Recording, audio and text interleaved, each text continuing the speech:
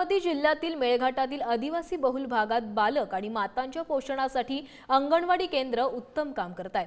चिखलदरा तालुक्यातील कोहना या गावात राष्ट्रीय पोषण अभियानांतर्गत समाजातील सर्व घटकात जनजागृती केली जाते आणि त्याचे सकारात्मक परिणामही दिसत आहेत। यात सगळ्या अंगणवाडी कर्मचारी आणि त्यांच्या सहकाऱ्यांच्या प्रयत्नांची ही चांगली बातमी बघूया।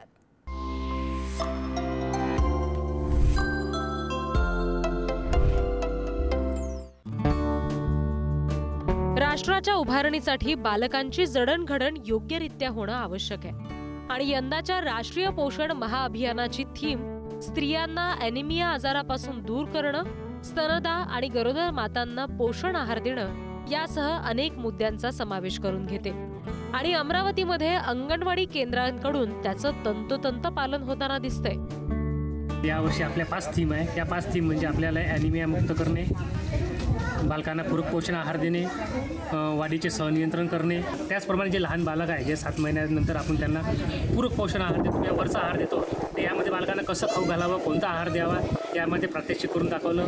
त्यामध्ये त्यांना कोणकोणते अन्न घटक असावे आणि त्याच्या पद्धती कोणत्या असाव्या याविषयी पण मार्गदर्शन केलेलं आहे। अमरावती जिल्ह्यामध्ये एकूण 2646 अंगणवाड्या आहेत आणि या अंगणवाड्यांमध्ये बालकांना, गरोदर मातांना, स्तनदा मातांना सरकारच्या पोषण आहार योजनेअंतर्गत मोफत, सकस आणि पौष्टिक आहार पुरवला जातो।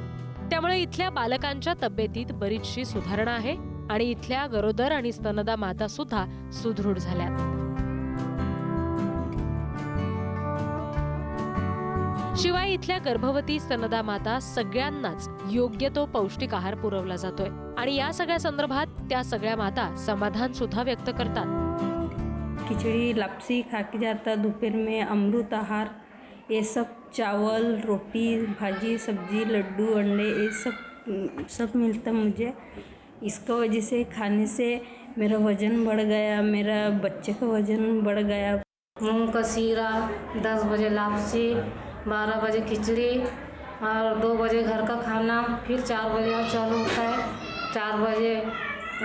4 बजे फिर हम ये क्या बोलते हैं लड्डू और पेड़ खजूर ऐसा मिलता है। इथल्या अंगणवाडी सेविका, मदतनीस सगळेजण या लाभार्थ्यांना पोषण आहार नियमितपणे देतात, बालकांच्या, मातांच्या आरोग्याची काळजी घेतात आणि त्यांचं सुदृढ भविष्य घडवतायत।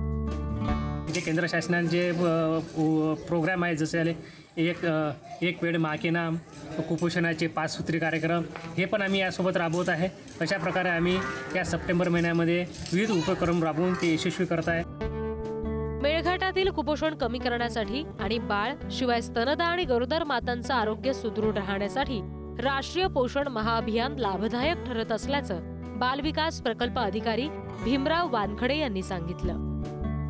जे आपलं ह्या योजना आहे ह्या जास्तीत जास्त लोकांपर्यंत पोहोचल्या पाहिजे। या योजनामध्ये जास्तीत जास्त लोकांना सहभागी करून घेता आलं पाहिजे आणि यांना एक व्यापक चळवळीचं स्वरूप देता आलं पाहिजे, ज्यांना आपण जनभागीदारी म्हणू, आणि यासाठी आम्ही एक जन आंदोलन तयार करत आहे। शासनाचे उपक्रम प्रशासनानं अगदी अशाच पद्धतीने व्यवस्थित राबवले तर मेळघाटाप्रमाणेच संपूर्ण राज्यभरातली कुपोषणाची समस्या निकाली निघेल असा विश्वास या निमित्तानं व्यक्त करायला हरकत नाही। अमरावतीहून छगन जाधवसह रिद्धी म्हात्रे, पुढारी न्यूज।